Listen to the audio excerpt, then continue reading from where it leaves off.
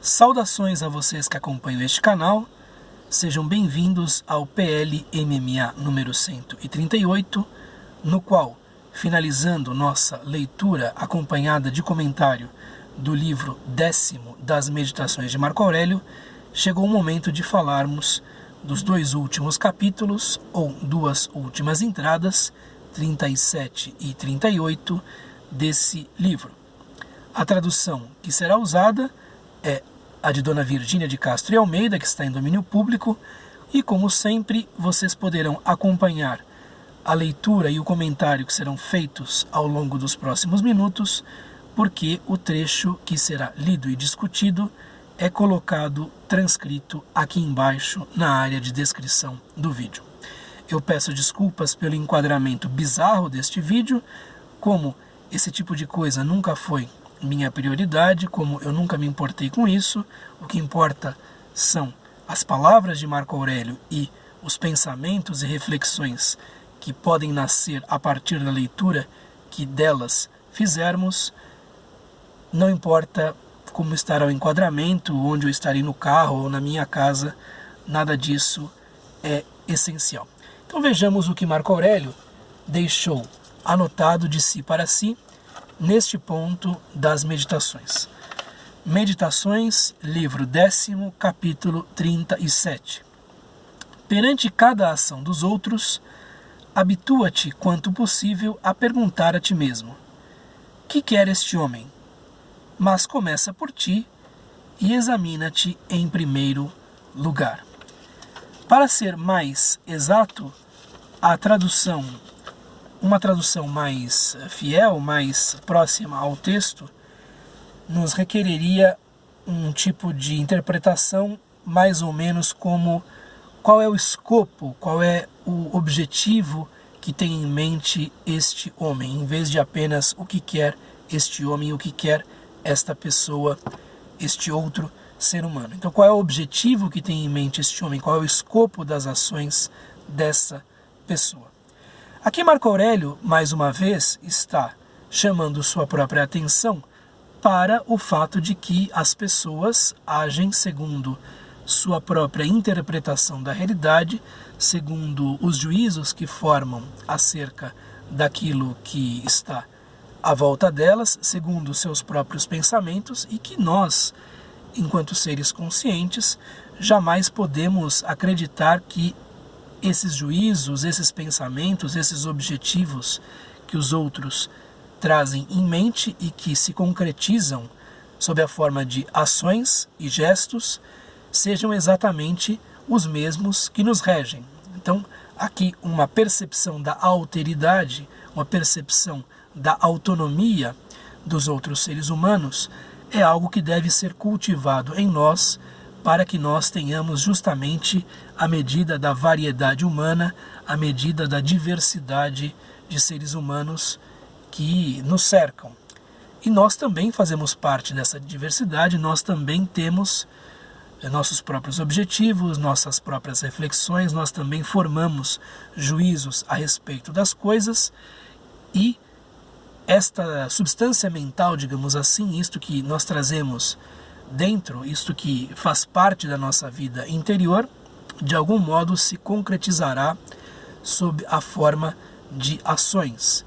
Então, para que nós compreendamos as ações de um indivíduo X ou Y, é necessário penetrar tanto quanto possível, penetrar tanto quanto nossas luzes o permitam, no foro interior das pessoas e ver como é que essas pessoas julgam as coisas, como é que elas se movem pelo mundo. Alguém que, por exemplo, tenha em altíssima conta o dinheiro, ou tenha em altíssima conta a possibilidade de tornar-se famoso, célebre, evidentemente que terá atos em conformidade com esses desejos, que terá atos em conformidade com as ambições que traz dentro de si. Então nós não podemos, por exemplo, neste caso, nos surpreender com atitudes que vão no sentido indicado, ainda que pareçam vergonhosas ou pouco recomendáveis. Então, perante cada ação dos outros, habitua-te quanto possível, tanto quanto possível, a perguntar a ti mesmo que objetivo tem este indivíduo em mente. O que ele pode estar desejando, o que ele pode estar querendo, a que ele tende, né? É algo que nós vemos em outros pontos das meditações, Marco Aurélio justamente dizendo: penetra no hegemonicon, isto é, na mente diretora, no princípio que rege este indivíduo, para compreendê-lo, para ter mais empatia por ele, para não julgá-lo um canalha ou um irrecuperável ou alguém que não faz parte da comunidade humana de maneira muito apressada. Então, é algo que talvez nos falte hoje, né? Nós vemos, em especial nas redes sociais, mas não apenas nelas, um julgamento precipitado a respeito dos outros. Nós vemos que muito rapidamente, a partir de fatos ou mal interpretados ou que discordam daquilo que nós julgamos o melhor, muitas pessoas julgam outras pessoas imediatamente canalhas ou, enfim, filhas da mãe, coisas ainda piores, e nós deixamos de perceber que há uma racionalidade em muitas dessas pessoas, né? Que o indivíduo que julga de uma determinada maneira necessariamente se portará em conformidade com a maneira com a qual ele pensa, ou pela qual ele pensa. Então, o que quer este indivíduo? Mas começa por ti mesmo, né? E examina-te em primeiro lugar. Em primeiro lugar, é necessária uma grande clareza a respeito da sua própria interioridade, dos seus próprios objetivos, das suas próprias ambições, planos, etc., para que depois nós possamos fazer este mesmo exercício acerca dos outros. Então, primeiro, o autoconhecimento e depois o conhecimento das outras pessoas. Porque justamente é o autoconhecimento que propiciará um conhecimento melhor daqueles que nos cercam, e justamente este autoconhecimento nos dará a medida do nosso chão comum, das nossas intersecções com esses outros indivíduos. Então aqui Marco Aurélio, num exercício de conhecimento e de empatia, pede a si próprio para olhar, observar com atenção como as pessoas à nossa volta julgam e agem, e como ele mesmo, né, e nós mesmos por extensão, ele mesmo julgava e agia, e nós mesmos por extensão julgamos e agimos. 38, para terminar aqui o livro 10º, pensa. O que te impulsiona está escondido em ti. É isso que te faz falar, é isso a vida, é isso, por assim dizer, o homem. Nunca o confundas com o invólucro que o reveste, nem com os órgãos que o cobrem. Esses são como o ferro do machado, com a única diferença de serem dados pela natureza. Essas partes do teu ser, sem a causa que as move e as modera, não te seriam mais úteis do que a lançadeira só por si, a tecedeira, a pena ao escritor e o chicote ao cocheiro. Aqui o que Dona Virgínia de Castro traduz como pensa é uma fórmula bastante comum, não apenas nas meditações de Marco Aurélio, mas também no manual de Epicteto, que é memneso, quer dizer, lembra-te. Lembra-te de algo que já lembra-te de algo que já tinha sido explicado no passado. Portanto, lembra-te de algo que faz parte do arcabouço de preceitos estoicos, de conselhos que os estoicos davam. O que te impulsiona está escondido em ti. O que te impulsiona? O que te impulsiona, ou o que move os cordéis de ti próprio, é esta a tradução mais fidedigna, mais próxima do grego, né? O que puxa os cordéis de ti mesmo está escondido em ti, que é o hegemonicon, que é aquela parte da mente que rege as nossas ações. É isso que te faz falar, é isso a vida, é isso, por assim dizer, o homem ou o ser humano. Aqui este trecho, é isso que te faz falar, tem uma interpretação, né? Porque Ao que parece, Tranois, um dos tradutores franceses, assim coloca, pode ser uma interpolação, né? Porque mais propriamente o que está escrito é isto a retórica, isto a arte de bem falar. E pode ser uma interpolação de algum copista, talvez admirado do trecho, talvez aí colocando isto a retórica como algo que estava lendo ali em Marco Aurélio, né? Então, é isso que faz você agir como age. Alguns fazem essa interpretação. Aqui, a interpretação de Dona Virgínia é isto que te faz falar, e de Reines é isso que faz, que constrói o seu discurso, ou constrói justamente a sua fala. É isto a sua vida, é isto, de certo modo, o ser humano, né? É isto que te faz falar, é isso a vida, é isso, por assim dizer, o homem. Então, o que é o ser humano? O que é o indivíduo? O que é a vida? O que é a parte mais importante de tudo isso? É o hegemonikon.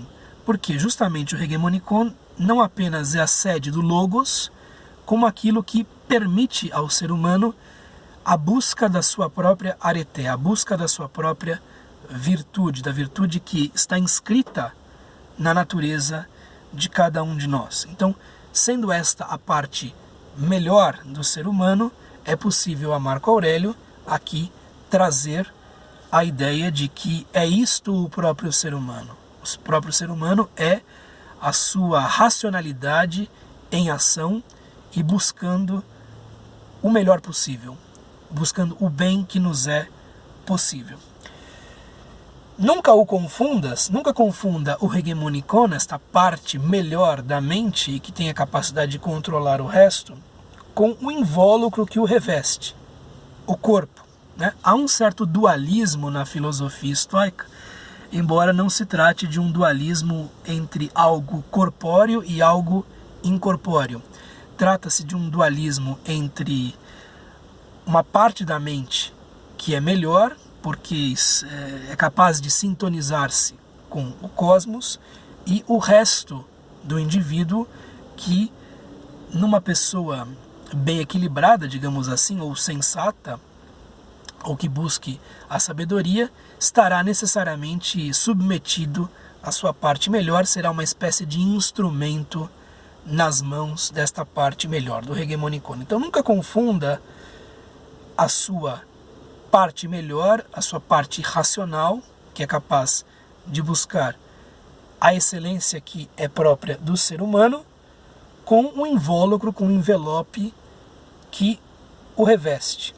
Nem com os órgãos que o cobrem, nem com os órgãos, as vísceras que fazem parte deste corpo mesmo. Esses são como o ferro do machado, isto é, são como um elemento constitutivo de algo que tem uma forma melhor, né? São como o ferro do machado, com a única diferença de serem dados pela natureza. Se no machado nós vemos um instrumento, uma ferramenta criada pelo ser humano, no caso do corpo e de tudo aquilo que não é a mente diretora, nós temos instrumentos, ferramentas criadas pela natureza. Porque essas partes do teu ser, o que não é o hegemonikon, portanto o corpo e outras partes da mente, sem a causa que as move e as modera. Então nós temos aqui que o hegemonikon é o que move o ser humano e que modera também o ser humano, é o que controla o indivíduo. Não te seriam mais úteis do que a lançadeira só por si, a tecedeira. Não te seriam mais úteis do que uma roca, um fuso, uma agulha a alguém que faça um trabalho de costura, né? Então, o que importa ali é justamente a intenção que se aplica sobre um material. E o corpo será, nesta perspectiva estoica, para o ser humano, como um instrumento na busca de coisas maiores, superiores, enfim, na busca do próprio bem, da própria areté, da própria excelência que nos é possível, né? Então, o corpo para a mentalidade estoica é um instrumento, uma ferramenta, algo que propicia ações que estejam conformes à natureza, palavras que busquem o que há de melhor para ser buscado, enfim, aquilo que propicia uma vida que seja a mais plena possível. Não te seriam mais úteis do que a pena ao escritor. A pena permite que o escritor justamente registre aquilo que tem em mente, enfim, a história que pretende escrever, as palavras que pretende deixar registradas, etc. Ou o chicote ao cocheiro, justamente o chicote permite que os animais sejam impulsionados, sejam incentivados a ir em frente. Então veja-se aqui uma analogia entre hegemonicon e corpo, que coloca o hegemonicon na posição de artesão ou indivíduo particularmente efetivo, e o corpo na posição de instrumento, de ferramenta na consecução de objetivos que sejam mais altos.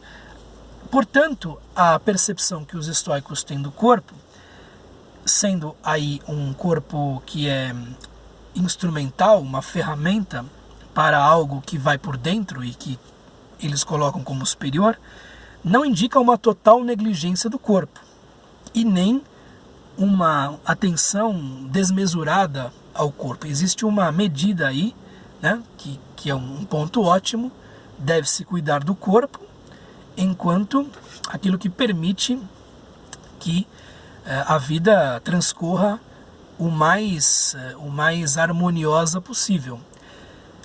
Não se deve cultivar o corpo em excesso, porque isso faz o indivíduo perder tempo com coisas que às vezes não são as melhores, mas também, segundo esta visão estoica, eu estou pensando muito em Epicteto, né, que fala dessas coisas. Também não se deve negligenciar o corpo, não prestar atenção à higiene ou, enfim, tornar-se alguém sedentário, acomodado, flácido, nada disso. Então há uma medida aí das coisas para que o corpo responda a contento a tudo aquilo que, enfim, a interioridade, uma interioridade educada, por assim dizer, filosoficamente, queira, né? Então nem uma negligência absurda e nem uma atenção excessiva. Há um ponto ótimo aí, uma moderação nos cuidados com o corpo, segundo a visão estoica, pelo menos esta de Marco Aurélio, que pode ser colhida aqui na entrada de número 38 e que está, né, em conformidade com coisas que nós lemos, por exemplo, nas diatribes de Epicteto. Há uma admiração por parte de muitos estoicos aos atletas, né, e houve mesmo atletas estoicos, mas de um modo geral o que eles diziam, né, a respeito dos atletas é que faltava muitas vezes nesses atletas a contrapartida do exercício interior, dos exercícios espirituais, por assim dizer, né? Então eram indivíduos que, do ponto de vista da disciplina que impunham ao corpo, eram admiráveis, mas que se tornariam muito mais admiráveis se também prestassem atenção à mente, à interioridade, tanto quanto o faziam ao próprio corpo. Via-se ali um modelo do que aplicar também à interioridade, do que aplicar também à própria mente, ao próprio espírito. Muito bem, terminamos aqui a leitura do livro 10º e, se a fortuna me conceder o privilégio de continuar, nós iremos para o livro 11 a partir do próximo vídeo. Um abraço, até mais. Tchau.